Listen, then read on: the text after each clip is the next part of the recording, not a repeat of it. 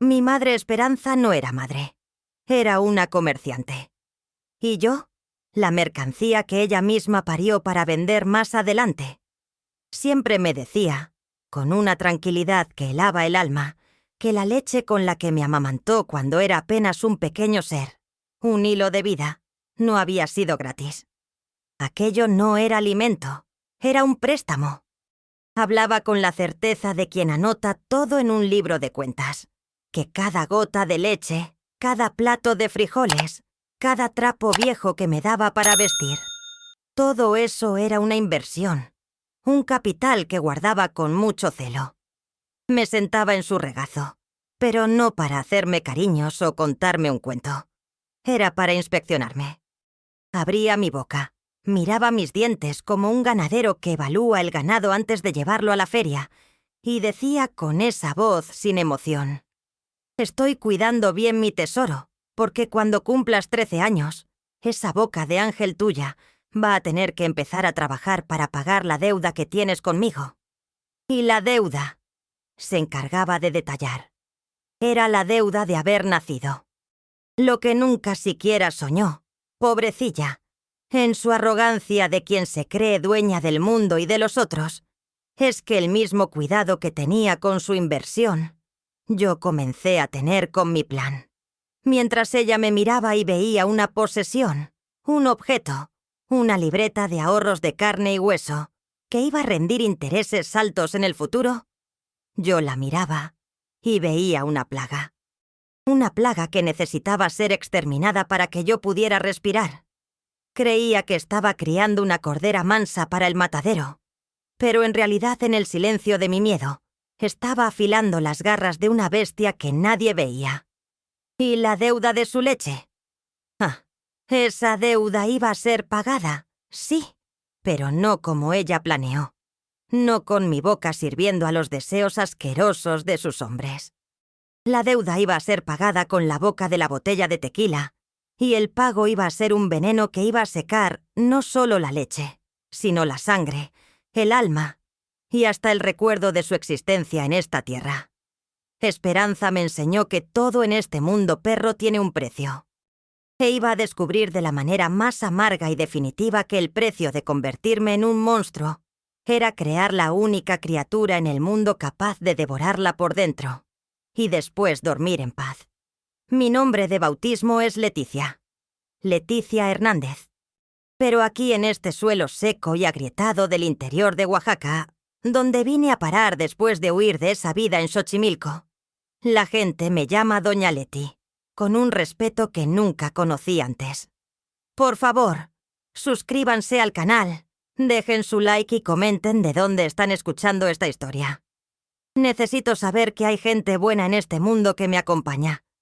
Tengo 79 años de vida encima, y si miran bien en mis ojos, van a ver que casi todos fueron vividos con un sabor amargo en la boca. Un sabor de hiel que solo el tiempo y el polvo del desierto lograron aplacar un poquito.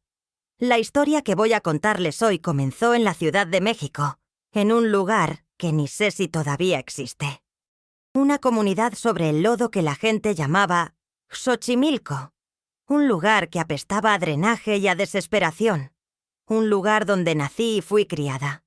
O mejor dicho, fui preparada con mucho esmero y poca delicadeza para mi futuro e inevitable oficio. Apuesto que ahí donde están sentados ahora, el olor es otro, la vida es otra. Gracias a Dios. Debe ser un lugar que no tiene ese olor de lodo agrio mezclado con putrefacción y con el pescado que se pudrían al sol. Un olor que se pegaba a la falda, al cabello, al alma, y que no salía ni con reza brava, ni con el jabón más fuerte que se pudiera comprar en la tienda. Por eso, antes de revolver ese pasado que todavía apesta en mi memoria, quería pedirles algo, un favor para esta viejita. Díganme en los comentarios sus nombres y de qué ciudad me están escuchando, para poder cerrar los ojos por un instante y lograr imaginar un rincón en este mundo donde madre es sinónimo de regazo, de olor bonito, de comida en el fuego y no de cobranza, de deuda y de asco. Solo para tener una imagen bonita en la cabeza antes de empezar a escarbar esta fosa. La mano de una madre. ¿Para qué fue hecha? Díganme ustedes. Para dar una caricia en la cabeza cuando el mundo parece que se va a derrumbar. Para alisar el cabello de la hija y decirle que es la cosa más linda del mundo. Para poner el termómetro y después pasar el trapo húmedo en la cara cuando la fiebre está quemando por dentro. La mano de madre agarra firme nuestra mano a la hora de cruzar una calle peligrosa para proteger del peligro que viene de afuera. ¿Verdad? Pues la mano de mamá Esperanza, esa era diferente. Su mano era un instrumento, una herramienta de trabajo, un pedazo de palo. Era la mano que, en vez de protegerme del peligro, me entregaba a él en bandeja de plata. Esa mano callosa no me enseñó a bordar ni a cocinar. Me enseñó el camino hasta el cuarto del fondo, el cuartito sofocante y con olor a moho, que era mi lugar de servicio, mi agencia bancaria particular. Era la mano que me empujaba por la espalda, sin delicadeza alguna, hacia los hombres que venían a arreglar las cuentas con ella. Y la cuenta quien la pagaba era siempre yo. La mano de Esperanza era la que abría la puerta para el pescador con olor a pescado podrido, para el cargador sudado, para el comerciante con aliento a tequila. Y después era la misma mano que se extendía con la palma hacia arriba para recibir los billetes sucios y arrugados que dejaban sobre la mesa. Nunca tocaba el dinero con asco, al contrario, contaba las monedas con un placer, con un cariño que jamás demostró por mí. Y yo me quedaba ahí mirando de lejos, entendiendo que yo era solo el animal de carga que traía el oro para la dueña. Su mano, que debía alimentarme con comida, me alimentaba con la vergüenza y la humillación. Y era esa misma mano que, al final de la noche, agarraba mi cara, apretaba mis mejillas con fuerza y decía: «¿Ves? Si no fuera por tu boca, hoy no comeríamos». Y me iba a dormir sintiendo más hambre que antes. Me acuerdo con una claridad que hasta me asusta. Una claridad que parece una fotografía amarillenta en mi cabeza, del día exacto en que el servicio se volvió un veneno dentro de mí. Ya no era solo asco. Ya no era solo dolor. Se volvió un veneno que sentía corriendo por las venas, que hacía que mi estómago ardiera y mi garganta se cerrara. El sabor del mundo, que para cualquier niña debía ser el sabor de fruta, de dulce, de libertad, para mí se volvió el sabor permanente de la hiel. Un amargo que se pegaba a la lengua y que ni el agua del cántaro lograba lavar. Fue en una noche sofocante de lluvia fuerte en Xochimilco, de esas que el cielo parece que se va a caer en la cabeza con el sonido de los truenos a lo lejos, que hice mi promesa. Escuchaba la risa de Esperanza en la sala con otro cliente más, y cada carcajada suya era como un clavo siendo martillado en mi alma. Y ahí, encogida en mi petate, juré que la leche agria de ella, esa que me echaba en la cara, que me había sostenido, iba a tener un fin. Esa fuente de donde sacaba mi sustento y el de ella. Esa fuente de dinero sucio de la que se enorgullecía de decir a las vecinas que era inagotable, que yo era su mina de oro. Un día se iba a secar para siempre, se iba a volver polvo, se iba a volver nada.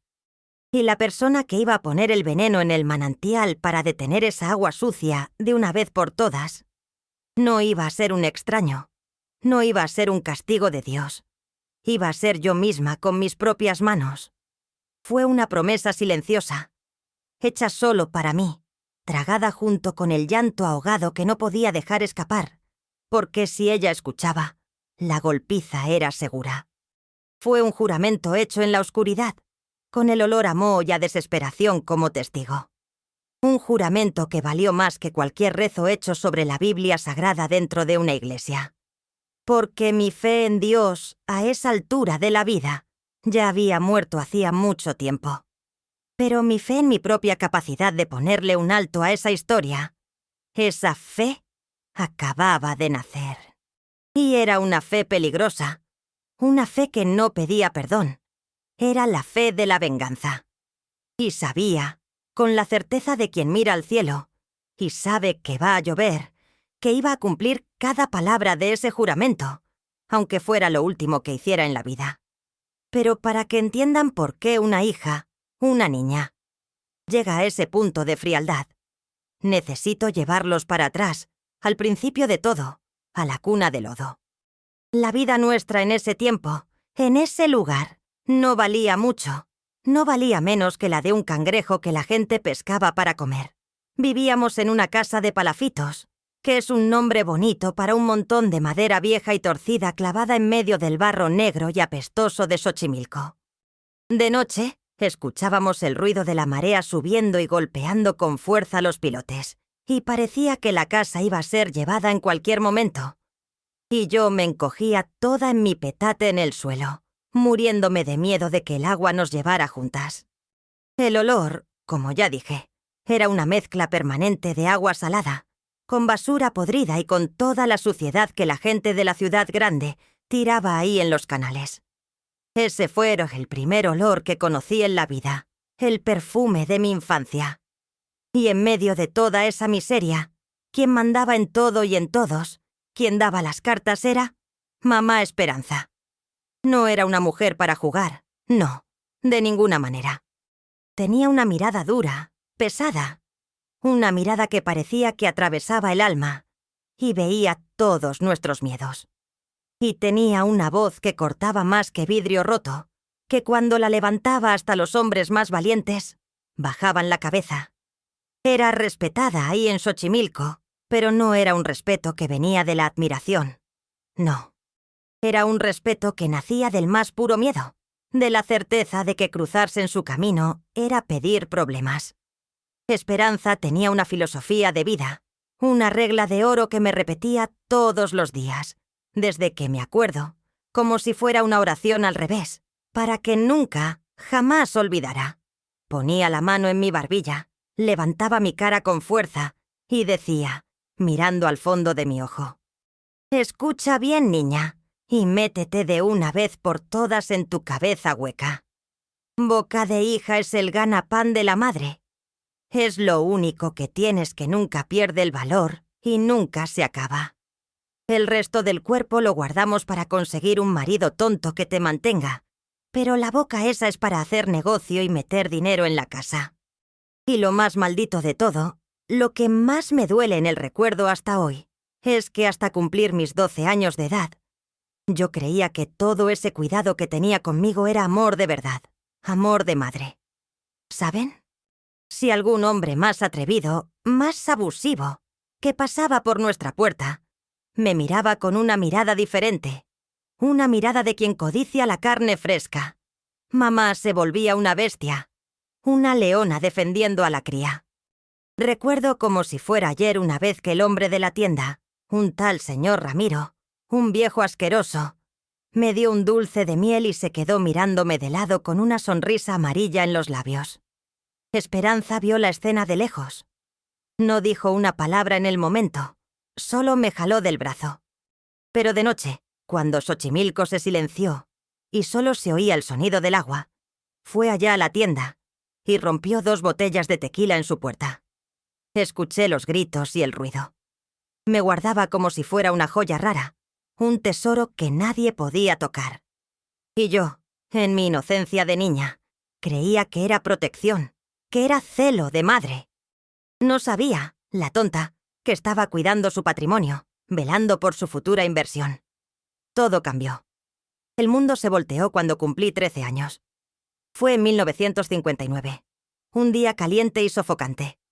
No hubo pastel, no hubo fiesta, no hubo ningún cumpleaños feliz para ti. El regalo que recibí de mamá Esperanza fue un vestido de algodón, una tela barata, de un rojo tan vivo que llegaba a quemar los ojos. Me mandó vestir y dijo con la voz más fría del mundo: «Listo, se acabó tu descanso, Leticia. Es hora de empezar a pagarme por cada plato de comida que puse frente a ti desde que naciste». Esa misma noche me llevó hasta el cuarto de don Damián, el hombre que nos vendía pescado. Su casa apestaba a mariscos y a pescado podrido, un olor que me daba náuseas. Mamá se quedó en la puerta y le dijo, como quien negocia un animal: La niña está lista para pagar el suministro de la semana. Y me empujó adentro, cerrando la puerta detrás de mí. El servicio se hizo ahí mismo, en el piso de madera que rechinaba, mientras me mordía los labios para no gritar. Fue mi primera atención, mi primera cuota de la deuda. Después de esa primera vez con don Damián, la cosa se volvió rutina. Se volvió una obligación de la casa, tan normal como lavar los platos del almuerzo o barrer el piso de tierra de la cocina. Todos los días, después de que llegaba de la escuela, con el uniforme todavía puesto, ya sabía lo que me esperaba. Mamá me mandaba bañar con agua fría del cántaro, ponerme un poco de un perfume dulce y barato que compraba en el centro y esperar en mi cuarto. Los clientes llegaban uno tras otro, hombres del puerto con las manos ásperas, pescadores con olor a mar, comerciantes, gente que veía todos los días en la calle y que de día me llamaban niña. Entraban, arreglaban el precio del programa con Esperanza allá en la sala y después venían a mi cuarto a saludarme. Aprendí a hacer el servicio de manera mecánica, sin sentir nada, como si ese cuerpo ahí, esa boca no fuera mía, fuera de otra persona. Para mi madre, Esperanza, aquello no era maldad. Desde su punto de vista, aquello era lo correcto que había que hacer. Era un negocio, una transacción comercial como cualquier otra. Yo no era su hija. Era su único patrimonio.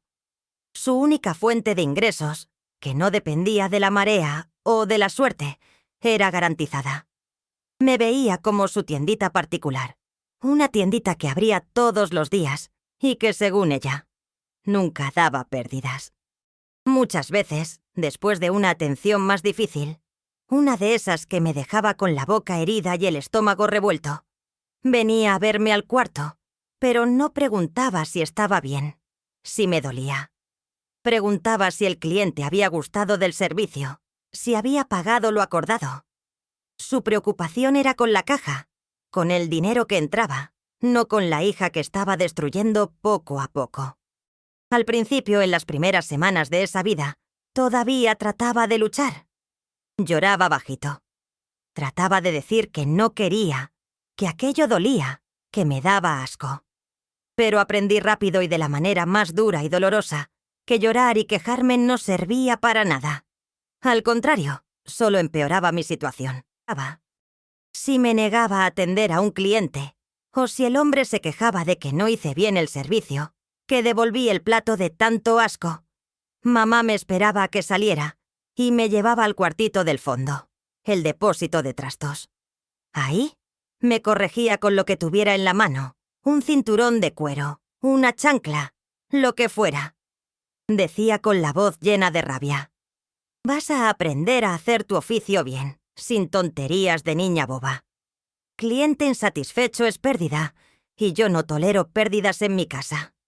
Entonces me callé.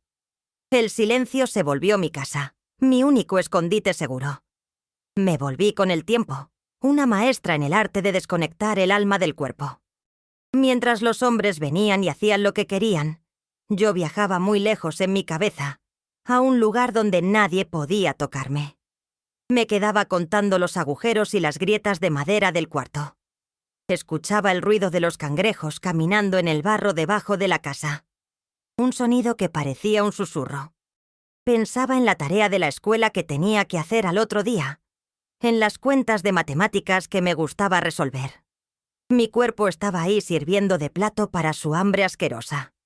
Pero mi alma, mi esencia, esa estaba muy lejos, en un lugar solo mío, un lugar que nunca podrían alcanzar. Fue la única manera que encontré para no enloquecer de una vez, para no ahogarme en todo ese lodo sin vuelta. Los años fueron pasando así, arrastrándose. 13, 14, 15 años. Lo único que cambiaba era mi cuerpo, que iba tomando forma de mujer. Se iba volviendo más vistoso, como decía mamá.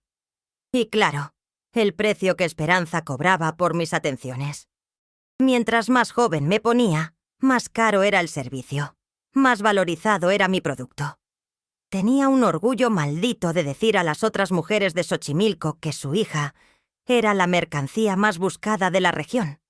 Que había hombre que venía de lejos solo para conocerme, y yo iba viviendo esa vida doble partida por la mitad. De día era la niña Leticia, la estudiante callada, que iba a la escuela con uniforme limpiecito y que era la mejor alumna del grupo en matemáticas. De noche, me volvía solo la boca, la herramienta de trabajo de mi madre, un objeto sin nombre y sin voluntad. Poco a poco, la imagen que tenía de Esperanza como madre, por más débil que ya fuera, se fue deshaciendo completamente, como un castillo de arena que la marea se lleva sin dejar rastro. Pasé a mirarla y no poder ver más a una madre.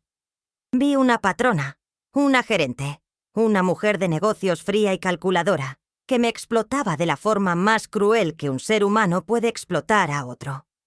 Lo poco de sentimiento que creía que existía entre nosotras, por pequeño que fuera, se secó y se volvió un polvo amargo. En su lugar nació algo helado, una distancia enorme, un muro invisible que ni el abrazo más apretado del mundo lograría romper. Comencé a observarla con otros ojos, ya no más los ojos de hija, sino los ojos de quien estudia a su enemigo para aprender sus debilidades.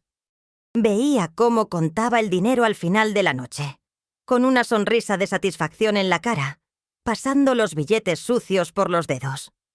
Veía cómo negociaba con los clientes en la puerta, regateando, como si estuviera vendiendo un pescado en el mercado. Y cada sonrisa de satisfacción suya, cada moneda que guardaba en su cajita de madera, era como una puñalada en mi pecho. Ya no sentía tristeza, no.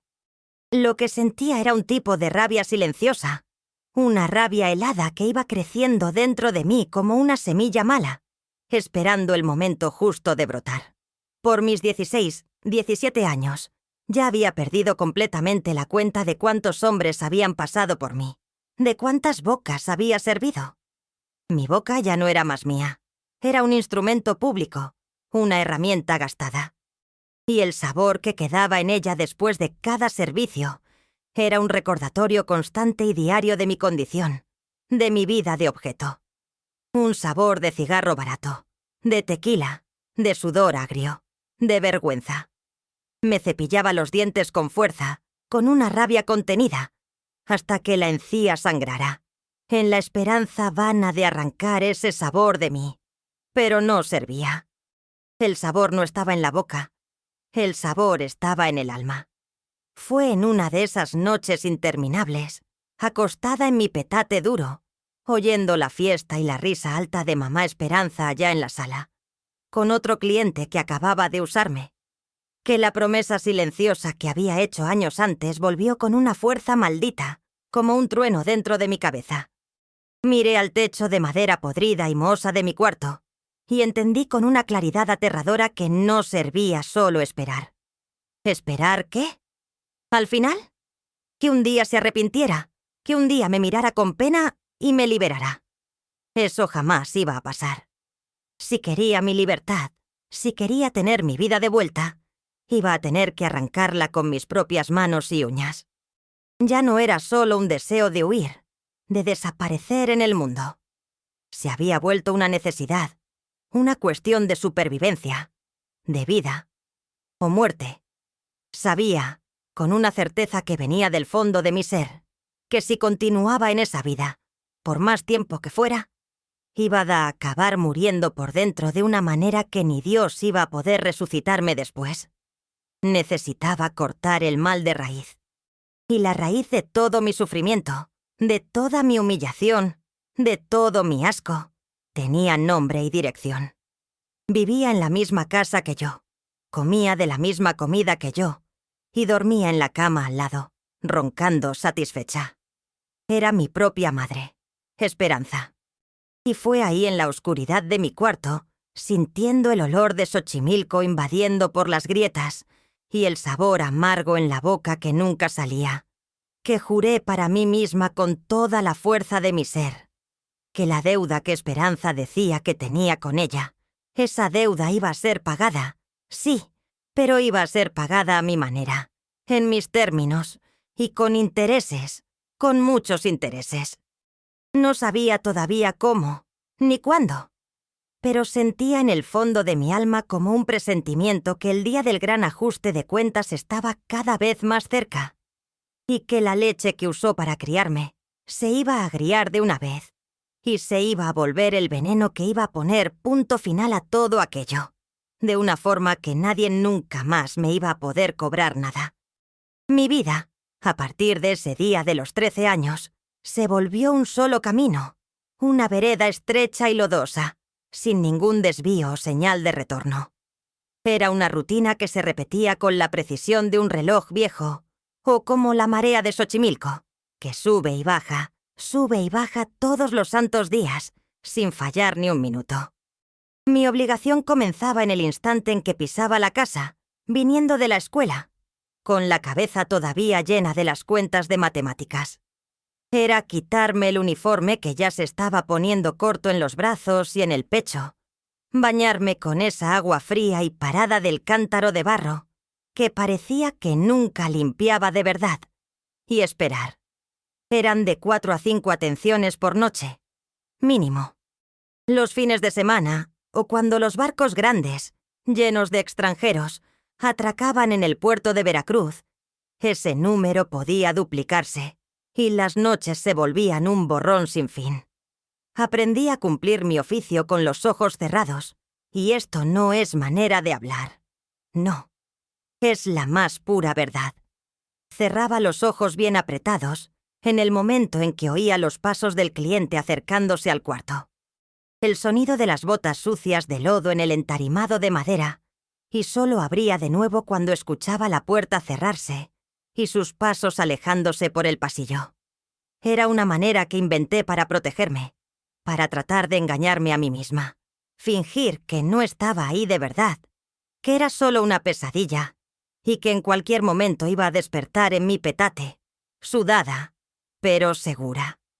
Con el tiempo, con la práctica que nunca pedí tener, me volví tan buena en eso que lograba hacer el servicio todo, del principio al fin, sin necesidad de mirar la cara de nadie, sin necesidad de enfrentar el asco o la pena en sus ojos. Me movía en la oscuridad de mi propia mente, un autómata. El castigo era parte fundamental del negocio. Era la manera que Esperanza tenía de hacer su control de calidad, de garantizar que su mercancía, como le gustaba llamarme, no perdiera el valor de mercado. Si un día mi estómago no aguantaba el olor de tequila barato mezclado con sudor agrio, y devolvía el plato frente al cliente, arruinando su momento.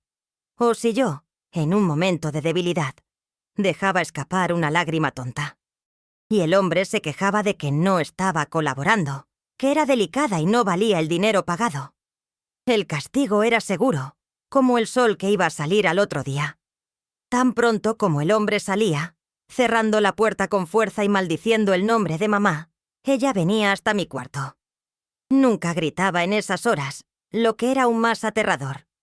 Venía en silencio con el palo de escoba en la mano, ese palo de madera liso y pesado que guardaba detrás de la puerta de la cocina. Solo para eso. No me pegaba con rabia, con odio de madre descontrolada. Era una paliza fría, metódica, casi profesional. Me corregía con el palo de escoba para que no diera pérdidas, como ella misma explicaba con calma después de terminar, mientras yo me encogía en el suelo. Cada golpe en la espalda, en las piernas, era una lección que narraba con su voz áspera. Esto es para que aprendas a tener estómago de mujer, no de niña llorona. Esto es para que aprendas a tragarte el llanto y sonreír al cliente, que es quien paga tu sustento, y el mío. El dolor en el cuerpo era grande, quedaba todo morado, dolorido por días. Pero la humillación de ser tratada como un animal que necesita ser adiestrado para servir mejor, esa dolía mucho más profundo allá en el alma. Y fue en una de esas noches, una noche caliente y sofocante de verano, que mi infierno particular, que ya creía que había llegado al fondo del pozo de lodo, logró encontrar una manera de bajar un escalón más. Llegó un cliente nuevo, un hombre que nunca había visto por ahí, y que se destacaba de la clientela de siempre, de los pescadores y estibadores del puerto. Era un marinero extranjero, Un gringo que la gente de Xochimilco susurraba que era alemán o ruso. Nadie sabía bien. Era grande, un gigante, con unos brazos gruesos, que parecían 2 troncos de madera, y una mirada azul que era fría como el fondo del mar, sin vida. La fama de él ya había corrido por Xochimilco antes de que llegara a nuestra puerta. Era bruto, no le gustaba la delicadeza. Era un hombre de pocas palabras y de mucha fuerza. Y lo más importante para mi madre, pagaba bien. Pagaba en dólares, un billete que valía una fortuna para nosotras. La simple mención de esa moneda extranjera hizo que los ojos de Esperanza brillaran de una codicia que nunca había visto antes. Cuando vi a ese hombre entrando en nuestro cuarto sobre pilotes, agachándose para pasar por la puerta, porque era más alto que ella, el miedo me paralizó de una manera nueva, diferente de todo lo que había sentido. Por primera vez en mucho tiempo, mi técnica de desconectar la mente, de huir hacia dentro de mí, falló completamente. Temblaba como vara verde en el viento y sabía, con una certeza terrible, que no iba a poder hacer el servicio esa vez, que mi cuerpo no iba a obedecer. Mamá Esperanza, con su olfato agudo para problemas que podían afectar su bolsillo, se dio cuenta de mi estado al instante. Vio el pánico estampado en mis ojos, vio la manera en que mis manos temblaban sin parar y supo que iba a echar a perder el negocio, que iba a dar pérdidas con el mejor cliente que había conseguido en meses. Fue ahí que cambió de táctica. En vez de amenazarme con el palo de escoba, vino hasta mí con un vaso en la mano, un vaso de vidrio grueso con un líquido oscuro adentro, casi negro. «Bébete esto, niña», me dijo con una voz que trataba de ser dulce. Una dulzura falsa y pegajosa que ya no engañaba a nadie, pero que en mi desesperación sonó como una esperanza. Es un té de manzanilla bien fuerte para calmarte los nervios, para que te relajes y hagas el servicio bien.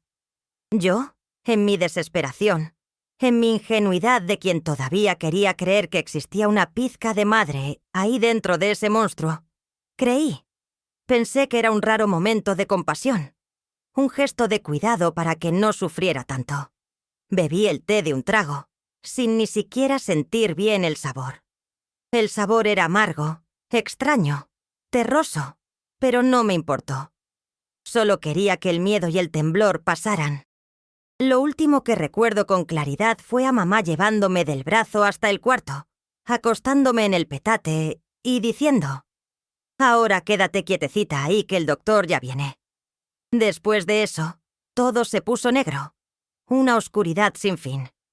Me apagué completamente, como una vela que se sopla. Desperté a la mañana siguiente con el cuerpo todo molido, dolorido de una manera que nunca había sentido antes, como si un camión hubiera pasado sobre mí varias veces. Tenía un dolor en lugares que ni sabía que podían doler, un dolor interno, profundo, y mi cabeza parecía que iba a explotar en cualquier momento. Tenía destellos de memoria, pedazos de imágenes confusas y violentas que no tenían sentido. La cara del gringo, el peso de su cuerpo, un olor dulce y nauseabundo. Pero no lograba juntar las piezas. Era como un sueño malo que uno no logra recordar bien. Me levanté tambaleándome, con las piernas débiles, y fui hasta la cocina a beber un poco de agua. Fue cuando vi en la canasta de basura al lado de la estufa de leña un objeto extraño que no estaba ahí el día anterior. Era una pipa pequeña hecha de un material que parecía hueso o marfil y estaba rota en 2 pedazos. Cerca de ella había un polvo oscuro, un residuo, que tenía exactamente ese olor dulzón y nauseabundo de mis destellos de memoria. En mi ignorancia de niña de Xochimilco, no sabía qué era aquello, pero mi instinto, mi alma herida, me decía que la respuesta a mi estado, a mis memorias rotas, estaba ahí, en esa basura. Cuando confronté a Esperanza, sosteniendo los pedazos de la pipa en mi mano temblorosa, no se inmutó ni por un segundo. Al contrario, miró lo que sostenía. Después miró mi cara de desesperación y soltó una risa. Una risa corta y burlona, llena de desprecio, que resonó en la cocina pequeña y sofocante. «Ah, eso», dijo con el mayor descaro del mundo, como si estuviera mostrando una cáscara de plátano. «Eso es tu medicina, niña, tu salvación». Y ahí, mirándome a los ojos, sin ninguna pizca de vergüenza o remordimiento, con la frialdad de un verdugo, confesó con las palabras más crueles que he oído en toda mi vida. «Es para tu bien, ingrata. ¿Crees que te iba a dejar echar a perder un cliente que paga en dólares con tus tonterías de miedo? ¿Crees que iba a perder un negocio de esos? Con ese tecito ahí, con esa fumadita, te quedas mansa, no te quejas, haces todo lo que mandan y yo no tengo pérdidas. Es una manera de proteger mi inversión. Ahora deja de fastidiar y ve a lavarte». En ese instante, mientras oía esa confesión terrible, algo dentro de mí se rompió para siempre, se hizo pedazos en 1000 partes. Fue la muerte de mi alma. En ese momento entendí con una claridad que dolía más que cualquier paliza, que para mi propia madre, yo ya no era más una hija, ya no era ni siquiera un ser humano. Era un objeto, una muñeca de trapo que podía drogar para que no se echara a perder, para mantener en buen estado de uso y garantizar la satisfacción del cliente. La violencia de los hombres dolía en el cuerpo, pero la frialdad calculista de mi propia madre, la mujer que me trajo al mundo, al convertirme en una cosa, en un pedazo de carne sin voluntad. Eso fue la navajada final en lo que quedaba de mi humanidad. Fue el momento en que me di cuenta de que estaba completa e irremediablemente sola en el mundo. Me transformó en una muñeca de trapo sin voluntad, un cuerpo que servía para que cualquiera lo usara. Bastaba que me diera el té para dejarme mansa. Si creen que toda mujer, toda niña que fue tratada como un objeto, que tuvo su alma robada de esa manera, merece encontrar su voz y contar su historia para que el mundo sepa lo que pasa en la oscuridad debajo de los trapos, entonces, suscríbanse aquí al canal, porque el silencio nuestro, el silencio de las víctimas, es la almohada suave, donde los monstruos como ella y los hombres que se aprovechaban de ella acuestan la cabeza y duermen tranquilos toda la noche, sin peso en la conciencia, soñando con los ángeles. A partir de ese día, de ese descubrimiento en la basura de la cocina, el miedo dentro de mí murió. Murió y fue enterrado bien profundo, debajo de capas de rabia y de una frialdad que no sabía que tenía.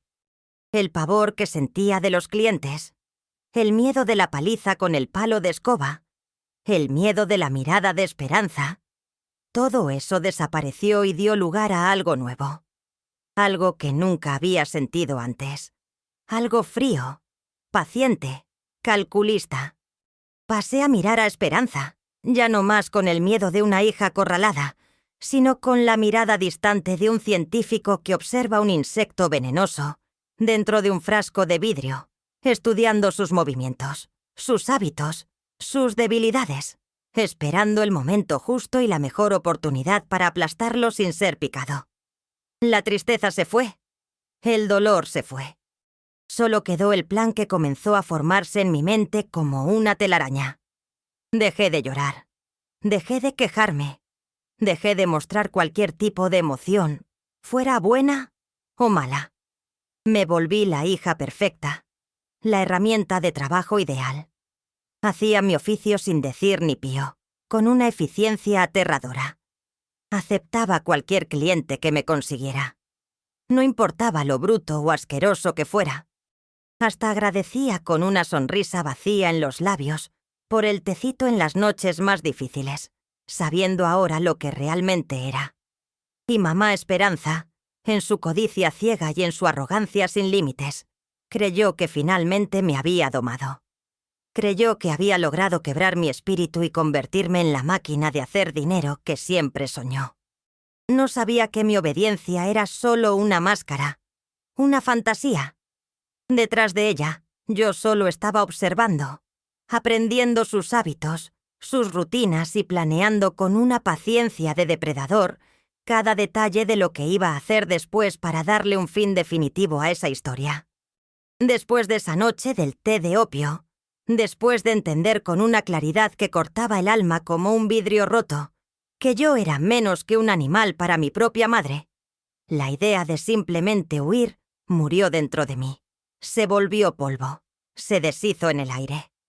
¿Huir a dónde? Díganme, ¿con qué dinero si cada moneda sucia que ganaba iba directo a su mano antes de que se enfriara en la mía? ¿Para vivir de qué? Si lo único que sabía hacer en el mundo era el oficio asqueroso que me enseñó a la fuerza con el palo de escoba como profesor. Sabía, con una certeza que venía del fondo de mi estómago, que si solo desaparecía en el mundo, si me volvía humo, Esperanza me iba a cazar como un perro de caza huele a la presa herida. Ella, con su genio del infierno y su codicia sin fin, no iba a sosegar ni un minuto mientras no encontrara su patrimonio de vuelta. Y cuando me encontrara, y me iba a encontrar, el infierno que vivía en ese cuarto sobre pilotes iba a parecer un paseo en el parque, comparado con lo que me haría como castigo por mi osadía. No, mi plan ya no era huir. Huir era para los cobardes, para los débiles, para las niñas que todavía lloraban escondidas en el petate. Y yo en ese momento ya no era más débil. El dolor y el asco me habían dejado dura como piedra por dentro. Mi plan era otro, era más definitivo, más permanente. Mi plan era secar la fuente de mi sufrimiento. Era cortar el mal, no por la rama, como se poda un árbol para que crezca más fuerte. Era por la raíz más profunda y podrida. Si la fuente se secaba, el agua sucia paraba de correr. Era simple así, una cuenta de matemáticas, la única materia que me gustaba en la escuela, que resolví en mi cabeza, y que daba el resultado exacto que necesitaba para finalmente poder sobrevivir. Mi arma principal, la herramienta que iba a usar para ejecutar mi servicio final, sería el silencio. Y el veneno, claro. El veneno era la parte más importante. Era el ingrediente secreto de mi liberación. Durante las semanas que siguieron a la noche del té, me transformé en la hija modelo, en la empleada perfecta. Hacía todo lo que Esperanza mandaba, sin quejarme, con una eficiencia que la dejaba orgullosa y hasta un poco desconfiada al principio. Pero su codicia era mayor que la desconfianza, y pronto aceptó mi cambio como siendo el resultado de su adiestramiento exitoso. Y en cada atención con cada cliente, principalmente los más borrachos y descuidados, que tiraban el dinero en la cama sin contar, lograba a veces esconder 1 o 2 monedas que me daban como un agrado, un cambio que mamá no controlaba, un pago por fuera. Era poco, muy poco. Pero fui juntando, moneda por moneda, en un hoyo que hice con la punta de un cuchillo de cocina en el piso de tierra debajo de mi petate. Cuando junté lo suficiente para no levantar sospechas, comencé mi peregrinación secreta. Cada 2 o 3 días, inventaba una excusa para ir hasta el almacén del puerto, un lugar sucio y oscuro que vendía de todo. Desde cuerda de barco, hasta comida enlatada y medicinas para animales. Ahí compraba de a poquitos el veneno para ratas, un polvito gris y sin olor que la gente llamaba chumbiño. El vendedor, un hombre viejo y con un ojo de vidrio que no parpadeaba ni me miraba bien, solo agarraba el dinero y me entregaba el paquetito de papel. Debía pensar que era otra niña de Xochimilco comprando veneno para matar las ratas que infestaban los cuartos sobre pilotes. Y de cierta forma era para eso mismo. Solo iba a matar una rata un poco más grande y más peligrosa. Necesitaba el escenario perfecto, el momento justo en que nadie iba a sospechar nada, en que mi acción tan grave se iba a disolver en medio del barullo y del desorden general, como una gota de agua en el río. Y no existía escenario mejor en México en esa época que el carnaval. El ruido, el tequila, la locura colectiva, todo conspiraba a mi favor. Era el escenario que Dios o el diablo había preparado para mí. Y el año era 1964, mi último carnaval en esa vida, el carnaval de mi libertad. El sábado de carnaval llegó con un calor de horno, un calor húmedo y pesado que hacía sudar parado, que dejaba la ropa pegada al cuerpo. La ciudad entera parecía haber enloquecido, sumergida en una fiesta sin ley. El sonido de la música venía de todos lados, de las comparsas que pasaban en la calle de tierra, frente a casa, con sus orquestas ruidosas, de las radios de pila de los vecinos, todo mezclado en un ruido ensordecedor que no daba tregua. El sonido era tanto que ahogaba el mundo, ahogaba los pensamientos y era exactamente de eso que necesitaba.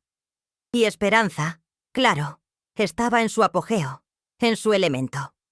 El carnaval era su mejor temporada de caza, la época en que los hombres, llenos de tequila y de una euforia que los dejaba descuidados y generosos, buscaban mis servicios sin parar, a cualquier hora del día o de la noche. En esa noche de sábado, ya estaba borracha de felicidad y de tequila, celebrando las ganancias de la festividad. Bailaba descompuesta en la sala con un cliente disfrazado de diablo. Un diablo rojo y flaco con un tridente de cartón. Fue mi oportunidad. El diablo en la sala y yo, el ángel vengador en la cocina. La ironía de la escena me dio aún más fuerza. Mientras la música alta hacía que las paredes de la casa temblaran y el piso de madera vibrara debajo, fui hasta la cocina con el corazón latiendo en un ritmo diferente. No de miedo o de ansiedad, sino de una certeza fría, un ritmo constante y determinado. Agarré la botella de tequila que más le gustaba, esa amarillenta, de la más barata, que ardía en la garganta y que decía que era la única que pegaba bien. Exprimí 2 limones grandes y arrugados en un vaso de vidrio grueso, puse una cuchara de azúcar y mezclé con una dosis generosa del tequila. Era la bebida preferida de ella, la manera que decía que era la única que servía para abrir el apetito para los negocios. Era su ritual antes de sentarse en la mesa para contar el dinero de la noche. Y esa noche yo iba a ser parte de su ritual.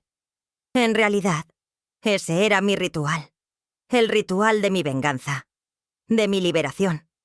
Con el vaso en la mano, con la bebida lista, fui hasta mi escondite en el cuarto y agarré el paquetito de papel café, donde había guardado el chumbiño con tanto cuidado, envuelto en un pedazo de tela para que no agarrara humedad.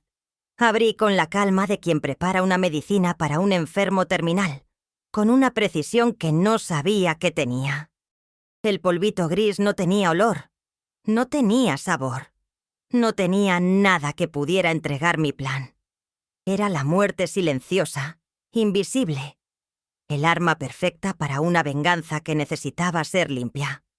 Miré ese polvo en la palma de mi mano y pensé en todos los hombres, en todas las noches, en todas las palizas, en el té de opio, en la mirada de desprecio de mi madre.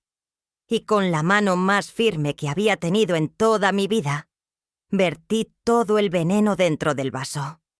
Mezclé con la cuchara despacio, con un cuidado casi cariñoso, viendo el polvo gris disolverse en el tequila amarillento, desapareciendo completamente, como si nunca hubiera existido.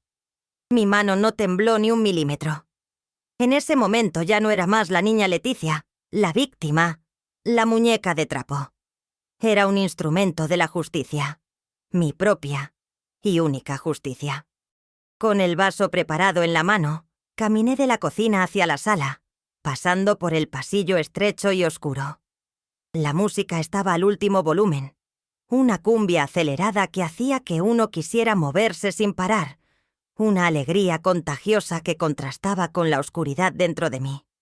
Esperanza se reía alto, con la cabeza echada hacia atrás, el sudor corriendo por su cara y cuello. El cliente chistoso ya se estaba yendo, arreglándose la máscara de diablo en la cara, lanzándome una mirada de soslayo.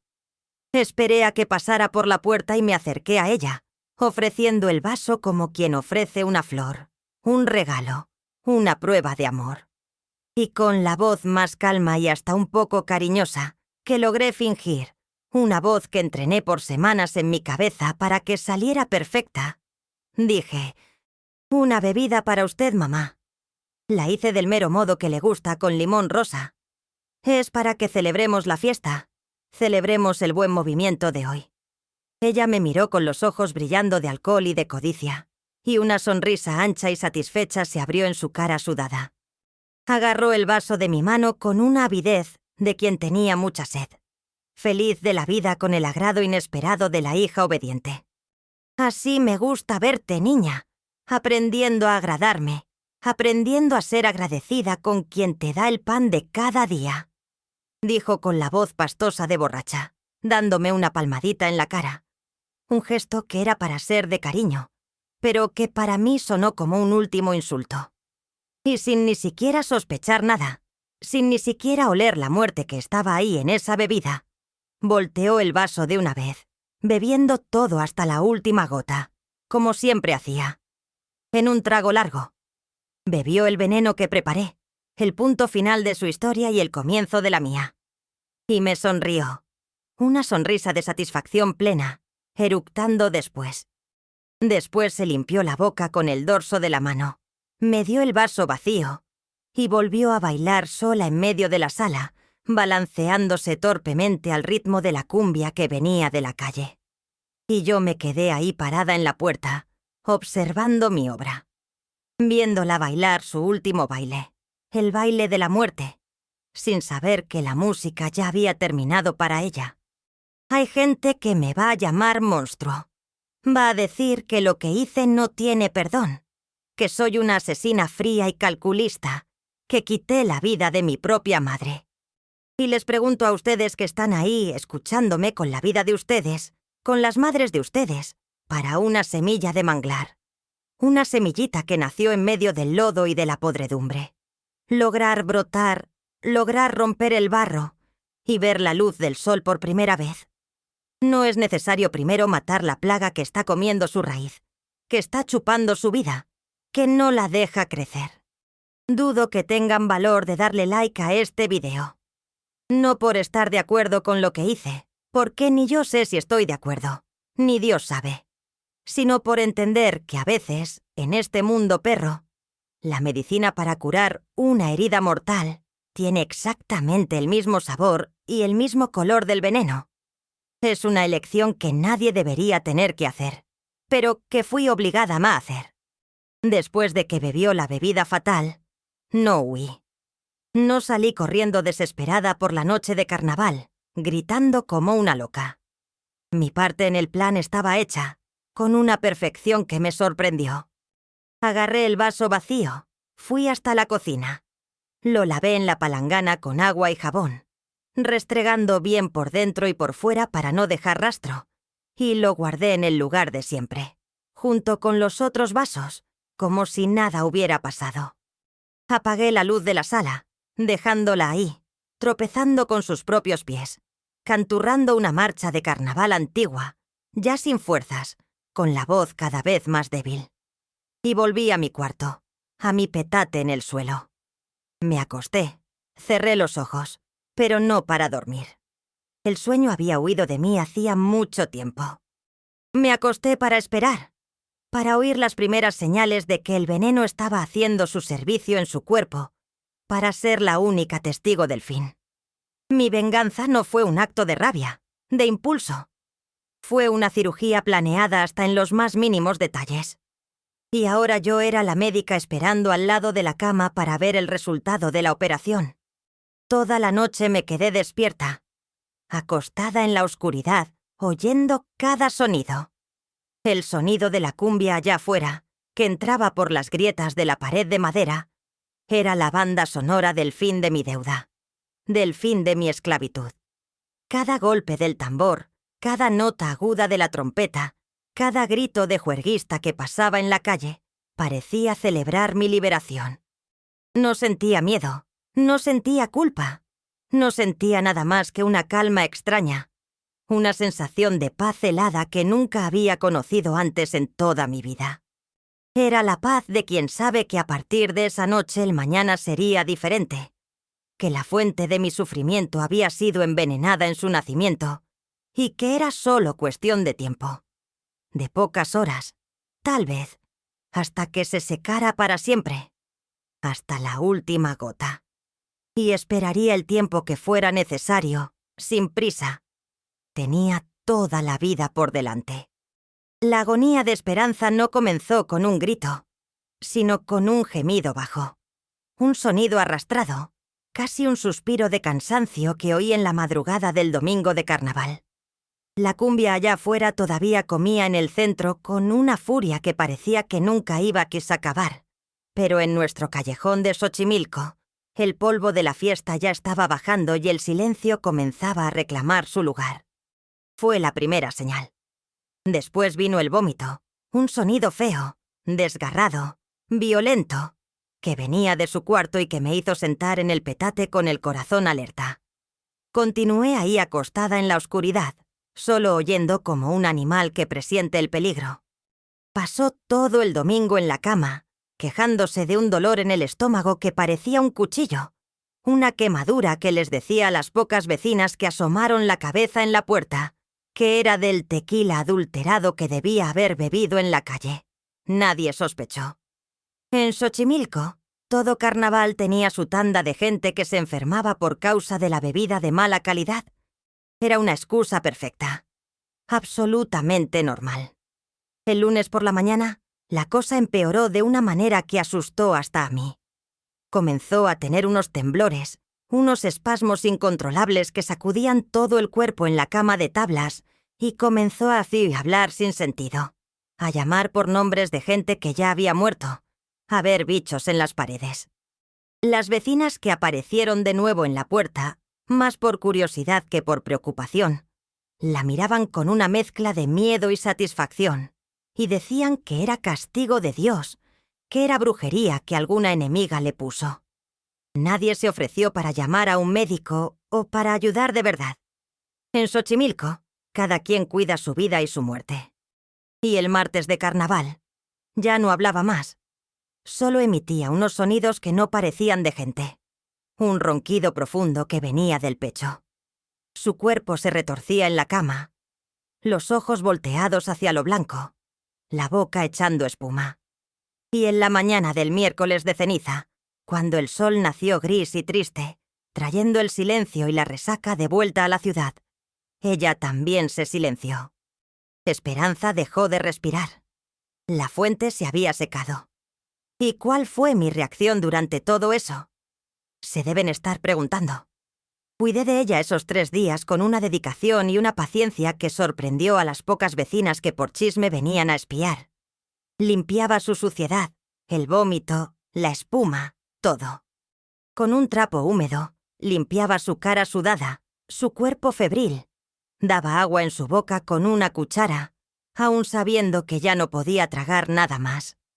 Ponía trapo húmedo con agua fría en su frente cuando la fiebre venía y la hacía delirar. Quien miraba desde afuera veía a una hija devota sufriendo al lado de la cama de la madre enferma, cumpliendo su papel de hija hasta el fin. Pero no era pena lo que sentía. No era amor ni remordimiento. Lo que sentía en el fondo de mi alma helada era una curiosidad fría, casi científica.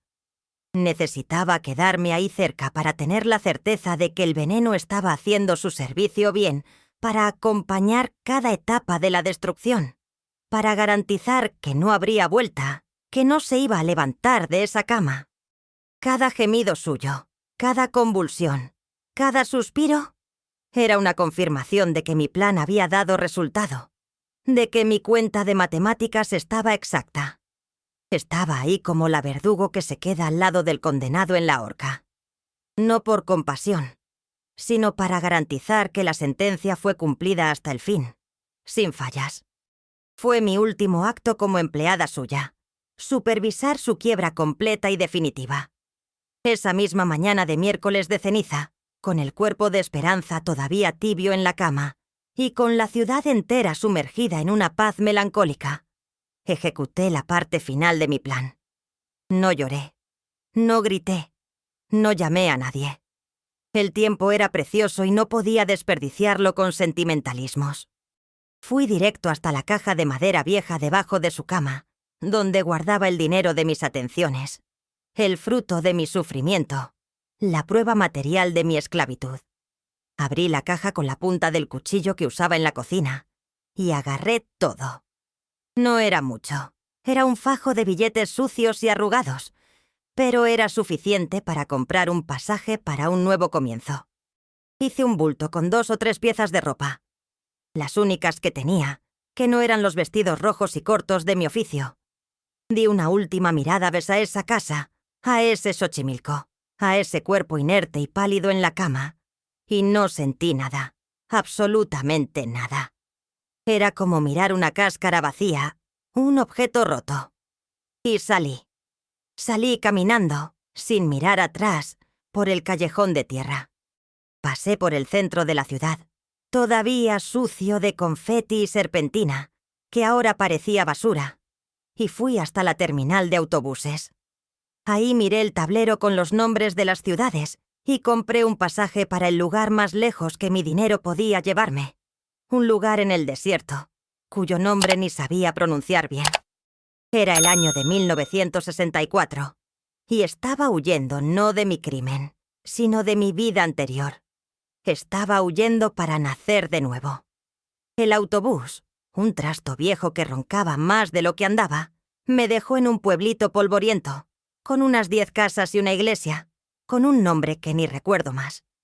De ahí, pregunté y caminé por más de un día entero, debajo de un sol que nunca había sentido en la piel, hasta llegar al rancho donde vivía una tía mía, una hermana de mi difunto padre, una mujer que apenas conocía, que solo había visto 1 o 2 veces en la vida cuando era niña.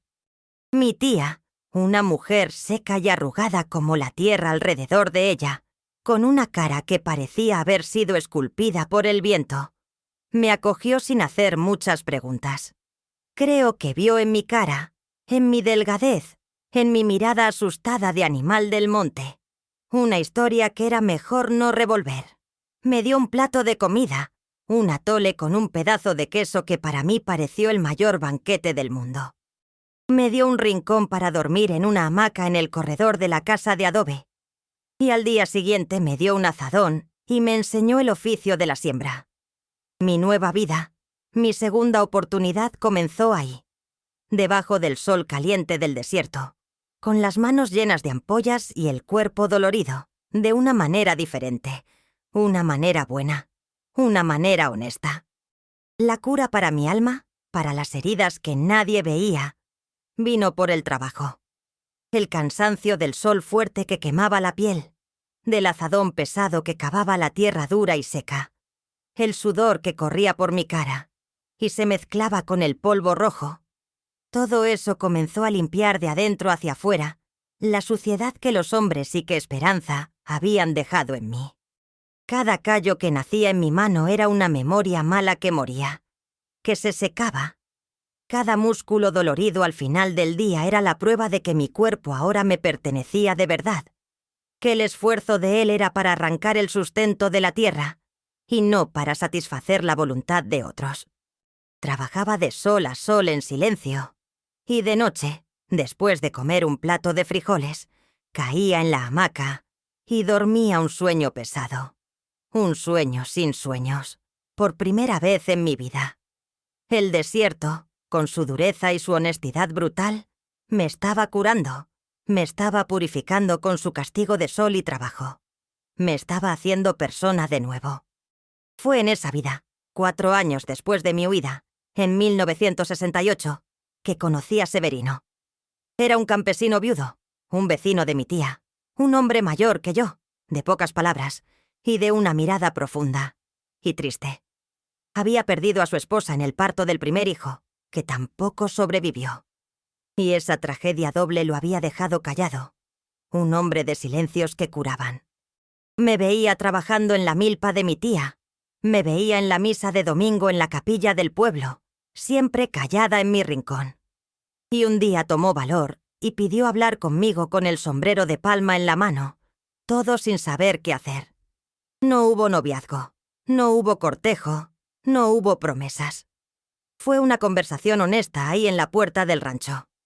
Dijo que era un hombre solo y que necesitaba una compañera para dividir la vida dura y el trabajo, y que veía en mí una mujer fuerte y de valor. Y yo, a los 22 años, con el alma todavía remendada, acepté. Me casé con Severino. Nuestro matrimonio no fue un romance de película, una pasión arrolladora de esas que se ven en las telenovelas. Fue algo mucho mejor, mucho más real y más fuerte. Fue un pacto de paz, un acuerdo silencioso de dos almas heridas que encontraban una en la otra el consuelo que el mundo les había negado. Severino me dio un nombre, un techo que era mío, una familia, y lo más importante de todo lo que un hombre puede dar a una mujer. Me dio respeto. Nunca, en más de 50 años de casados, nunca me preguntó de dónde venía, quiénes eran mis padres, qué me había pasado antes de llegar ahí con un bulto de ropa y la mirada perdida. Aceptó mi silencio sobre el pasado y llenó mi vida con un presente de paz, de trabajo y de dignidad. Y yo, a cambio, le di mi lealtad, mi trabajo duro y una compañía silenciosa que entendía su dolor, sin necesidad de palabras. Juntos tuvimos 6 hijos, 4 hombres y 2 mujeres, todos fuertes y sanos como el desierto. Crié a todos con un rigor que no conocí, pero con un amor que tampoco tuve. Les enseñé el valor del trabajo, de la honestidad, del respeto por los otros. Y, sobre todo, los crié para que nunca, jamás, en ningún momento de sus vidas, conocieran el significado de la palabra deuda de la forma como yo la conocí. Mi mayor victoria en la vida no fue haber sobrevivido a Xochimilco. Fue ver a mis hijos crecer libres, dueños de sí mismos, sin deber nada a nadie, sin tener que pagar con el cuerpo o con el alma por el derecho de existir. Ellos son la prueba de que la semilla que vino del lodo sí puede generar flores bonitas y fuertes en el suelo más seco. Mis hijos hoy son hombres y mujeres de bien, todos casados, con sus propias familias, sus propios hijos. Creen que la madre de su madre, la abuela que nunca conocieron, murió de una enfermedad del pecho allá en la Ciudad de México hace muchos años. Es la historia que conté, la mentira que creé para protegerlos de mi verdad. Y ahora les pregunto a ustedes, que son los únicos en el mundo, además de Dios, que saben la verdad entera. ¿Me equivoqué en enterrar esa historia para siempre? ¿Debía haberles contado a mis hijos que su abuela era un monstruo y que su madre es una asesina? ¿Qué habrían hecho ustedes en mi lugar, en esa casa de Xochimilco? Respondan en los comentarios lo que su conciencia les mande, porque la opinión de ustedes es la única que puedo escuchar sin miedo, sin el peso del juicio de quienes amo. Viví con ese secreto toda la vida, un peso que solo yo cargaba. Severino, mi bueno y extrañado Severino, fue mi compañero, mi sostén, mi roca. Sé que sentía que había una sombra en mí, una tristeza antigua que cargaba en los hombros, pero su respeto por mí era tan grande que nunca trató de abrir esa puerta. Nunca forzó la cerradura de mi pasado. Solo agarraba mi mano más fuerte cuando me veía con la mirada perdida en el horizonte, y eso bastaba. Partió el año pasado durmiendo sereno como vivió, y se llevó mi silencio con él a la tumba. Ahora soy solo yo, y esta memoria, esta historia que decidí contarles, para sacarla afuera, antes de que me ahogue de una vez y me lleve junto. Después de la partida de mi Severino, pensé que me iba a encoger, que me iba a volver una viejita callada en un rincón, esperando que llegara mi hora. Pensé que el silencio de la casa, que antes era llenado por su presencia calma, un silencio bueno que me daba paz, me iba a tragar de una vez, me iba a ahogar en la nostalgia y en los recuerdos. Pero la vida, esa maldita, siempre encuentra una manera de sorprender a uno. El silencio, en vez de traerme tristeza y soledad, me trajo fue una claridad diferente. Una fuerza que ni sabía que todavía tenía guardada en el fondo del pecho, debajo de tanta cicatriz.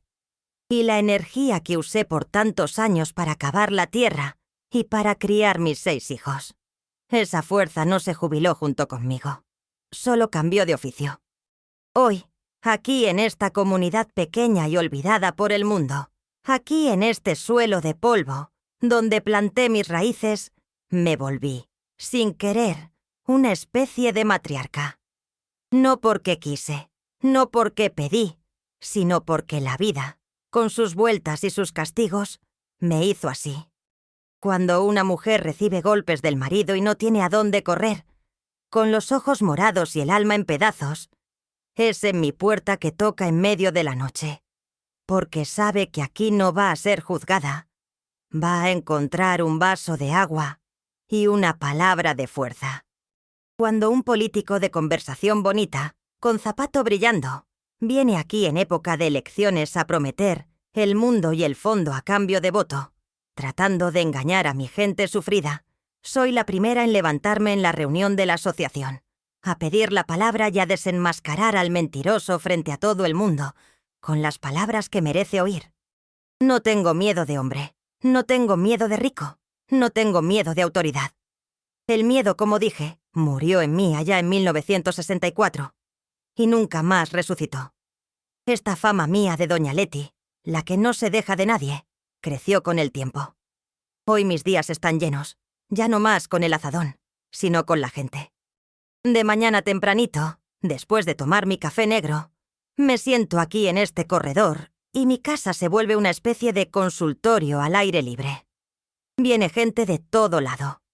Viene la muchacha nueva que el marido no deja trabajar y le enseño una manera de empezar a vender un pastel, una artesanía, para tener su propio dinero y su propia libertad. Viene el agricultor que el banco quiere quitarle las tierras por causa de una deuda pequeña. Y junto a un grupo de gente, hacemos una rifa, hacemos una mano vuelta y ayudamos al hombre a no perder su suelo. Mis hijos a veces pelean conmigo, dicen que me meto mucho en la vida de otros, que tengo que descansar, pero no entienden que esto es lo que me mantiene viva. Es una ironía maldita de la vida. Si nos ponemos a pensar, pasé toda mi juventud huyendo de una madre que era mi terror, mi verdugo, la dueña de mi cuerpo y de mi desgracia. Y hoy, en mi vejez, me volví la madre de todos los que no tienen quien los defienda en esta tierra seca. Las mujeres más jóvenes, las muchachas que están empezando la vida, me llaman Mamá Leti. Y cada vez que escucho esa palabra, un pedacito de la herida que Esperanza dejó en mí cicatriza un poco más. Me volví, sin querer, lo exactamente contrario de la mujer que me dio la vida. Esperanza usaba su fuerza para oprimir y explotar. Yo uso la poca fuerza que me queda para proteger y defender. Es mi manera de transformar toda la maldad que recibí en algo que sirva. Y después de vivir casi 80 años, de pasar por el infierno y encontrar un pedacito de cielo aquí en la tierra del desierto, aprendí algunas cosas. Lecciones que no se aprenden en los libros de la escuela, ni en la cartilla, ni en el catecismo. Son lecciones que se aprenden en la escuela de la vida, que es la más dura e implacable de las maestras, pero que enseña bien. La primera gran lección que aprendí y que me empeño en enseñar a los míos fue sobre familia. Aprendí que familia no es la sangre que te dan, no es quien te pone en el mundo. Eso es solo biología, es solo un accidente del destino. Familia de verdad es quien se niega a sacarte del mundo. Es quien te da la mano cuando estás caído en el lodo, sangrando y sin fuerzas. Familia es mi tía que me acogió sucia y asustada, sin hacer ni una pregunta. Es mi Severino que vio mi alma quebrada y me amó en silencio por más de 50 años. Son mis hijos que parí con dolor, pero crié con un amor que no conocía. Familia es quien te da sangre, no quien te chupa la sangre. Esperanza era mi progenitora, está en mi registro, pero nunca, en ningún momento fue mi familia. La segunda lección que la vida me enseñó en la piel y que tardé mucho en entender fue sobre el cuerpo. Aprendí que el cuerpo de uno tiene memoria, y la memoria de mi cuerpo era sucia, era dolorida, era llena de asco. Las marcas de los hombres, el sabor del servicio, el dolor de las palizas, el olor de Xochimilco. Todo eso se quedaba guardado en mis carnes, en mis huesos, aun cuando mi mente trataba de olvidar. trataba de borrar. Y descubrí, con los años, que solo existe una cosa capaz de limpiar esa memoria sucia, de purificar esa carne inmaculada: el cansancio del trabajo honesto. Cada gota de sudor que corrió de mi frente debajo del sol del desierto fue lavando un poco de la suciedad de adentro de mí. Cada callo que nació en mi mano, de tanto agarrar el cabo del azadón, fue borrando las marcas de mi pasado. Mi cuerpo, que fue usado por tanto tiempo como un objeto de servicio sucio, se transformó en una herramienta de trabajo digno. Y esa transformación curó más que cualquier medicina, más que cualquier rezo. Es un bautismo de sudor, un bautismo de dignidad que uno mismo se da. La tercera lección, la más difícil, la más controversial de todas, la que tal vez haga que muchos de ustedes me juzguen y me llamen demonio, fue sobre la supervivencia. Aprendí de la forma más dura y amarga que existe, que a veces en este mundo la única forma de matar un monstruo que te está devorando vivo, día tras día, sin piedad, es volviéndose un monstruo también, pero por un único y necesario instante. Es necesario tener la frialdad del monstruo, el valor del monstruo, la crueldad del monstruo para poder acabar con él y sobrevivir. No me enorgullezco de lo que hice. Cargaré esa sombra, el peso de ese vaso en mi mano, conmigo hasta mi último día. Pero tampoco me arrepiento, porque entre mi vida y la de ella, entre mi única oportunidad de nacer de nuevo y la continuidad de mi infierno sin fin, me escogí a mí. Y esa fue la primera vez en la vida que pude escoger algo. Fue mi primera y más importante elección. Y la hice por mí, por la niña Leticia, que merecía vivir. Mi legado, lo sé, no está en el dinero o en las tierras que voy a dejar, porque no tengo nada de eso. Mi legado está en mis hijos y en mis nietos. Ellos no saben mi historia. No conocen los detalles de mi pasado sombrío, gracias a Dios. Y qué bueno que no saben, pero viven todos los días el resultado de esa historia. Viven la fuerza de una mujer que se negó a ser tragada por el lodo. Heredaron sin saber la resistencia de una raíz que fue obligada a brotar en el lodo, pero que luchó con todas sus fuerzas para crecer derecha y fuerte hacia el sol. Mi atoro, mi historia, mi sacrificio está en el carácter de ellos, en la honestidad de ellos, en la capacidad que tienen de amar y de respetar al prójimo. Y eso para mí ya es la mayor herencia que una madre puede dejar a los suyos. Es una riqueza que ningún ladrón puede robar, que ningún tiempo puede borrar. Y mirando hacia atrás, a todo ese camino largo y tortuoso que recorrí, entiendo algo con mucha claridad hoy. Esa niña de 13 años, la Leticia asustada y sumisa de Xochimilco, esa muñeca de trapo que servía a los deseos de otros, murió allá en 1964. Murió ese miércoles de ceniza junto con Esperanza. Fue necesario que muriera para que esta abuela de 79 años, la doña Leti del desierto, pudiera nacer.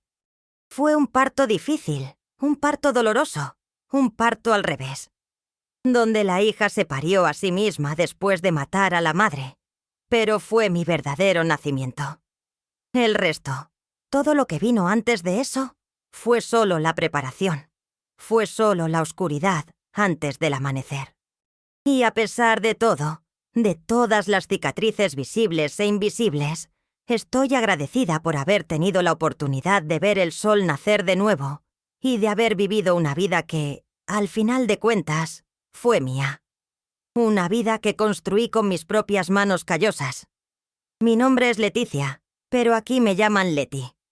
Y esta es la historia de cómo necesité secar la leche de mi madre para poder tener mi propia vida. Si el valor de una raíz que brotó en el lodo te hace más fuerte, si mi historia te tocó de alguna forma y te hizo pensar, tu lugar es aquí. Suscríbete a Sabiduría de la Abuela, porque cada cicatriz, por más fea y dolorida que sea, también es un mapa de cómo sobrevivir. Y hay mucha gente en este mundo necesitando encontrar el camino de vuelta a casa, el camino de vuelta a sí mismos. Y a veces la historia de una viejita como yo, que ya vio al diablo de cerca, Puede ser la luz que faltaba al final del túnel.